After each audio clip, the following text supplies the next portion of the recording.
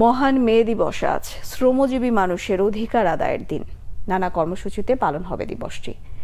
যাদের শ্রম ঘামে সচল দেশের অর্থনীতির চাকা, সেই শ্রমিকরা মজুরি পান নামমাত্র। বিভিন্ন ক্ষেত্রে উন্নয়নের বিপরীতে এখনো উন্নতি নেই শ্রমিকদের জীবনমানে। তিন বেলা খেয়ে পড়ে বেঁচে থাকাই কঠিন তাদের জন্য।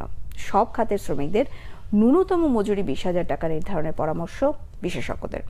আমানুল্লাহ ওয়ালসের তোলা ছবিতে শুভ মাহফুজের রিপোর্ট। দেশে দুই রকম খাতে কাজ করেন শ্রমিকরা। আনুষ্ঠানিক খাতে মাত্র 20% আর বাকি 80%ই কাজ করে অনানুষ্ঠানিক খাতে। অনানুষ্ঠানিক খাতের শ্রমিকদের নেই নিয়মিত কাজের ব্যবস্থা। মজুরি কাঠামো তো দূরের কথা, কাজের নির্দিষ্ট সময়সীমাও নেই তাদের। দিনমজুর আরজিনা আক্তার, স্বামী আর 4 সন্তান নিয়ে 6 সদস্যের পরিবার তার। 2012 সাল থেকে দিনমজুরির কাজ করেন রাজধানীর আমিনবাজার লঞ্চ ঘাটে। পাথর বোঝাই টুকরি বহন করে দিনে আয় করেন 400 থেকে 500 টাকা। কত কষ্ট করে তুলতেছি, আনতেছি, আর এর কাজ তো আর প্রত্যেক দিনে করতে পারি না আমরা। যদি 2 দিন করি 3 দিন খাদের শরীরকে রামতে হয়ে যায়।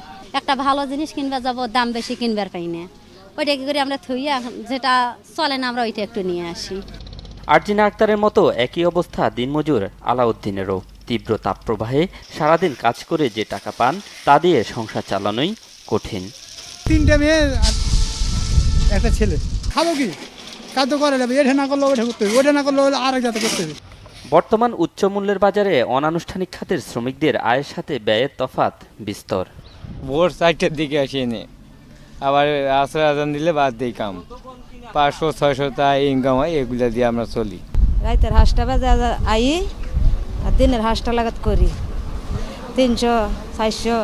5 সরকারি মাল না হলে পরে 10 জন মানুষ পাম হইলো 600-700 করে পাই আর কি, তাতে আমাকে হয় না। এই বাংলাদেশ সরকার মনে করেন রোড ঘাট লিয়ে আছে ব্যস্ত, সাধারণ জনগণের জন্য তো সে না। একটা টুর কিট আনলে হলো 2 টাকা 2.5 টাকা পাওয়া যায়। এই কষ্ট করে আমরা মনে করেন আহার পরিবার চালাই।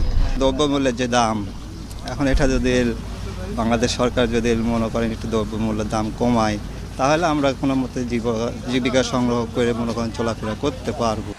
আর আনুষ্ঠানিক খাতের শ্রমিকের নামমাত্র মজুরি ও নিরাপত্তার ব্যবস্থা থাকলেও বিশ্বের অন্যান্য দেশের ধারে কাছেও নেই তা।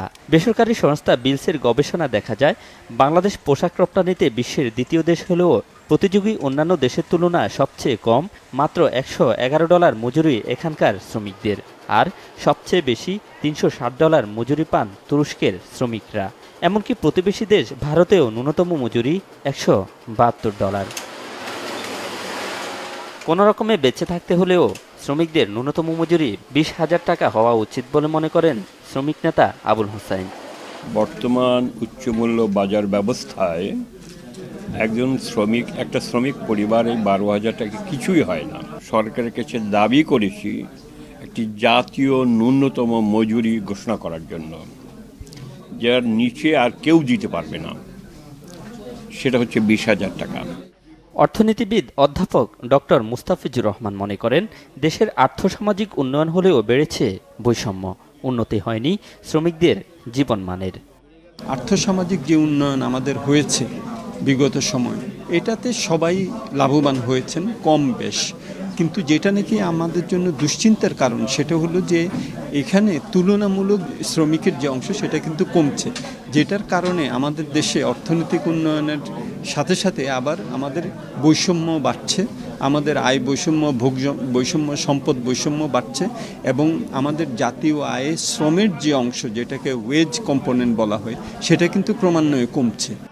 দেশের অর্থনীতির অন্যতম চালিকা শক্তি শ্রমিকদের সুরক্ষা দিতে সরকারকে যথাযথ ব্যবস্থা নেওয়ার তাগিদ দিলেন এই অর্থনীতিবিদ। কারখানাগুলোতে যদি আমরা শ্রমিকদের জন্য রেশনিং দিতে পারি। শুভ মাহফুজ, বাংলা ভিশন, ঢাকা।